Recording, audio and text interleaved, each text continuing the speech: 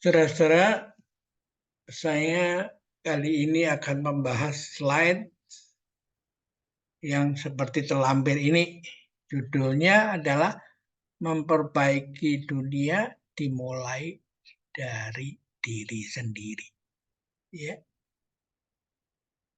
Jadi ini relevan sekali karena kalau Anda lihat dalam podcast-podcast di mana kita membahas tentang perjalanannya membuat pemilu dari pilkada sampai tingkat nasional sampai presiden dan wakil presiden, itu semua yang muncul itu adalah aku itu.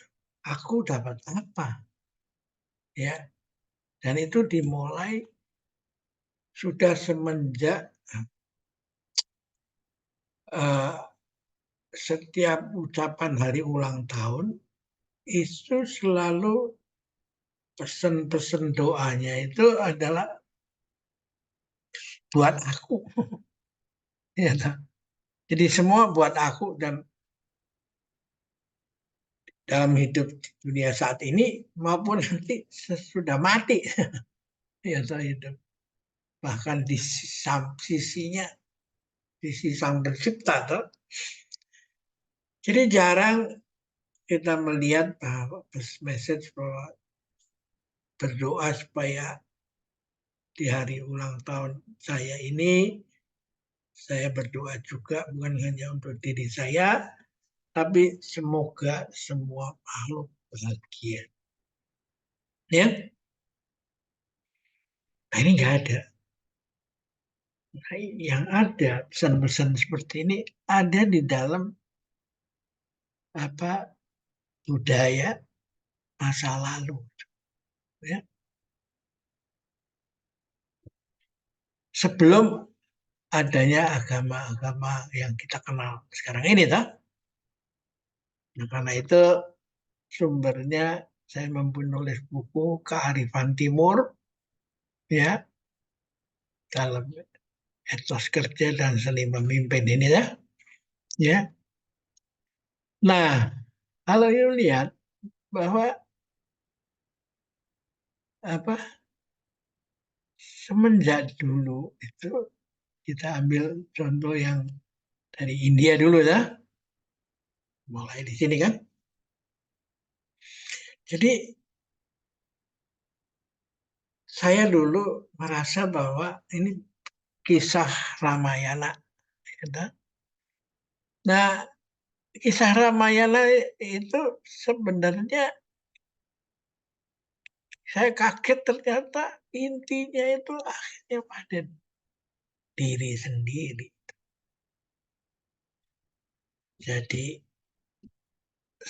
Jadi Rama itu bukan pribadi sendiri, Sita sendiri, Rahwana sendiri, atau Dasamuka itu sendiri, tapi itu ada di dalam diri kita.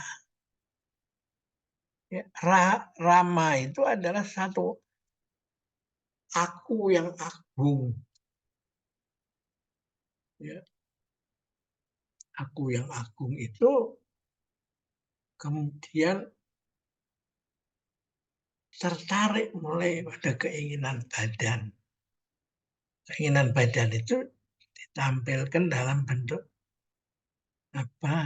Sita, Dewi Sita. Dan lalu dia kepencut untuk mendapatkan kijang kencana.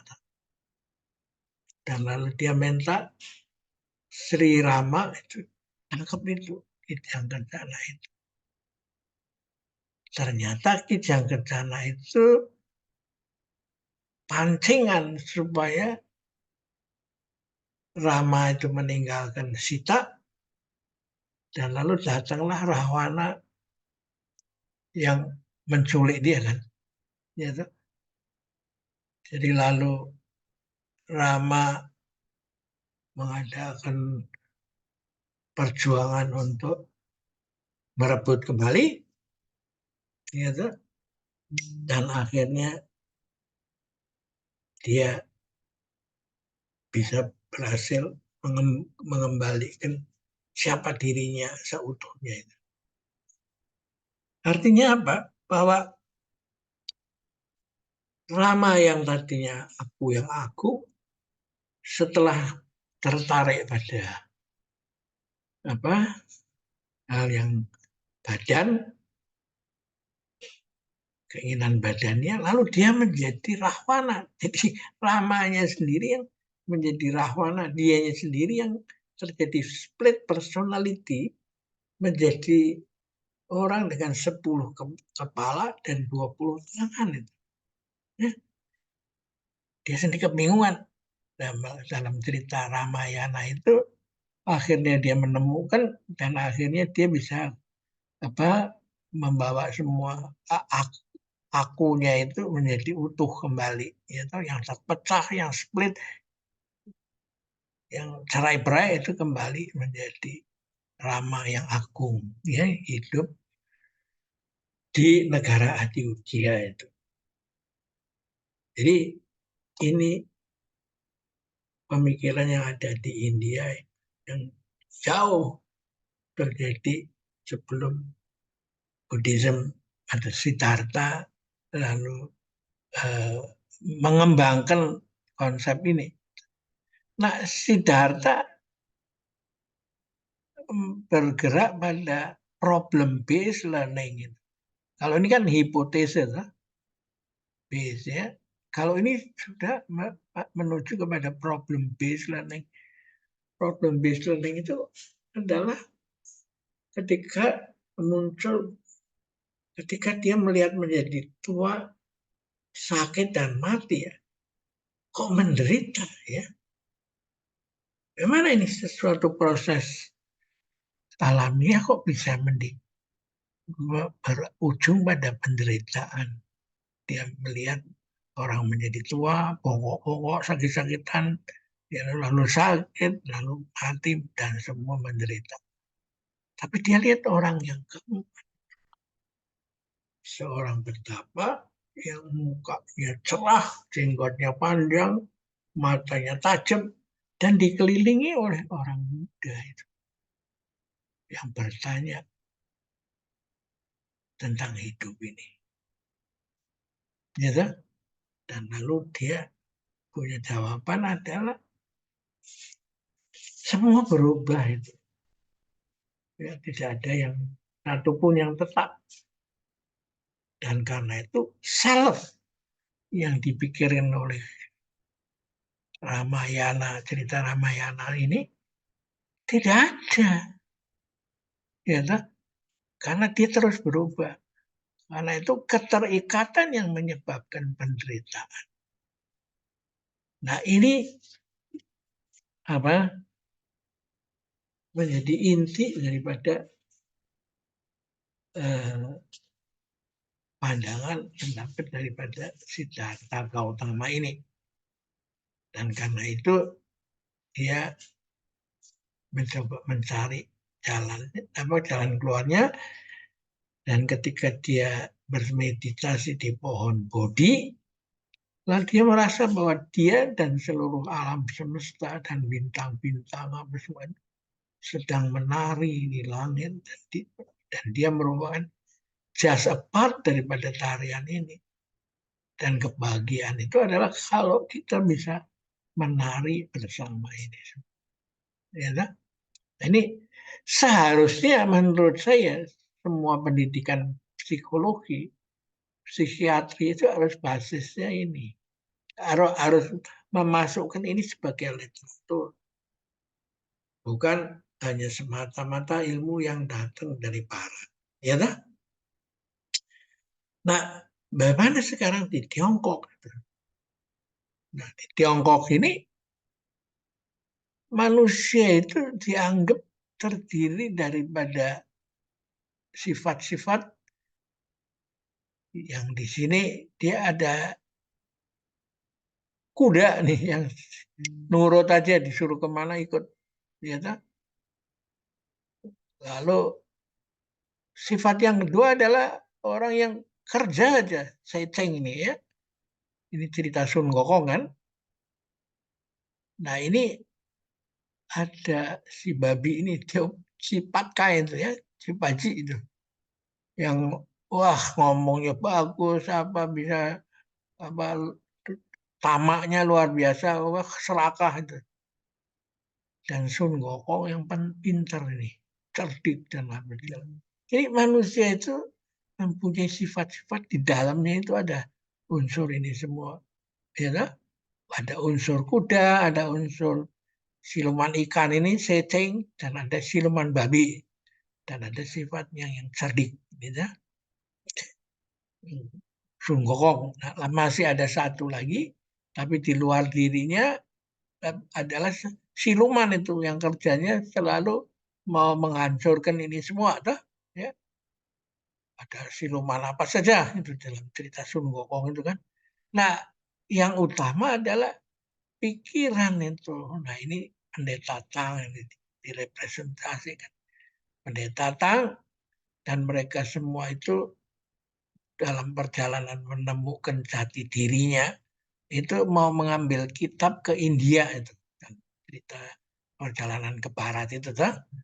Nah, setelah sampai di Nalanda di India, lalu dia membawa kitabnya itu ke Tiongkok dan diterjemahkan. Ya, jadi menurut saya kita harus jangan mengatakan ini sudah apa lama yang ditinggalkan oleh yang baru, karena ternyata ini masih relevan di zaman sekarang ini. Dan ini ada dulu, jadi dia tidak pernah menentang, mengkoreksi yang baru datang kemudian kan, ya. Nah, disinilah menjadi menarik, ya. Jadi dia ada dulu, ya, sebelum ini. Jadi dia tidak mungkin menentang. Yang ada adalah bagaimana sekarang yang datang kemudian memandang yang ancient wisdom ini, ya. Nah, ini saya tuliskan di dalam buku ini, ya. Kearifan Timur dalam etos kerja dan seni memimpin. Nah, ini tentang wisdom-wisdom yang kemudian diolah menjadi buku cerita silat itu To Leong To dan Itian To Leong itu Pedang Langit dan Golok Pemudu Naga. Ya, tak? Nah, apa yang terjadi kemudian? Nah, sekarang sudah mulai yang saya sebut sebagai era konvergensi adalah mulai tahu bahwa apa, konsep konflik antara yang lama dengan yang baru itu yang selama ini menjadi penyebab kegaduhan di mana-mana itu sudah harus diakhiri. Mengapa? Karena masa lalu sudah lewat. Masa depan bukan kenyataan. Yang nyata itu adalah sekarang dan di sini. Nah, mari kita mencoba membuat hidup sekarang ya, dan di sini itu menjadi hidup yang membahagiakan. Ya, tergantung dari kita. Kalau kita melihat itu sebagai sesuatu yang indah dan suci untuk dijalani, maka kehidupan saat ini dan di sini adalah merupakan bagian Bapak menjadi becoming, itu menjadi surga yang akan datang tiba saatnya kalau ini diteruskan, ya, usaha ini. Nah, dia akan menjadi bencana sampai perang dunia bila mana penyelesaian ego ini tidak dipecahkan dengan benar, ya. Akhirnya yang terjadi adalah selfish, ya, masing-masing. Saya kalau ada negosiasi saya dapat apa, kalau saya nggak puas, ya saya bubarkan, bubar siji bubar kabeh, ya. Nah, kearifan di Nusantara ini sudah terkenal dari dulu. Seperti konsep Tuno Sata Batisana. Ya, dalam bisnis itu, ya kalau orang butuh sesuatu dan tidak punya uang apa aja, ya kita nggak usah beli, kasih aja.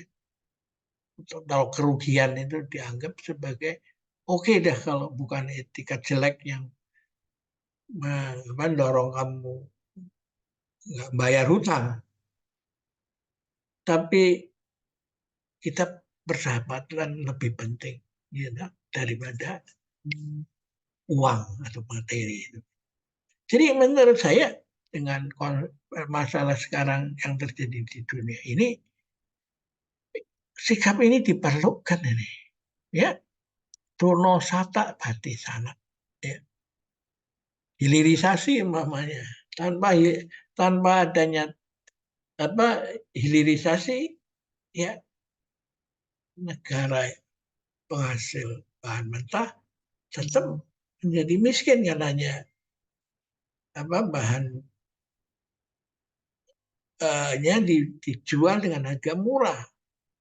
1 ton berapa, ya, 1 truk berapa, 1 metrik ton berapa. Sedangkan kalau sudah jadi bahan jadi atau setengah jadi, bisa berharga lebih tinggi, toh. Sehingga dia bisa dipakai untuk membangun negerinya, toh. Nah, tapi ini sebelum ini bertemu, maka ini konflik akan terus untuk mencari keseimbangan ini. Nah, karena itu kembali kita akhirnya bahwa dalam setiap negosiasi atau perundingan harus diakhiri dengan semoga semua makhluk bahagia. Bukan semoga saya yang untung, ya, diuntungkan. Tapi semoga semua makhluk bahagia. Nah, ini harus mulai dikembangkan mulai dari ketika Anda mengucapkan selamat hari ulang tahun itu. Selalu diakhiri dengan semoga semua makhluk bahagia, ya. Oke, kita akhirin dulu sampai di sini. Sampai jumpa lagi.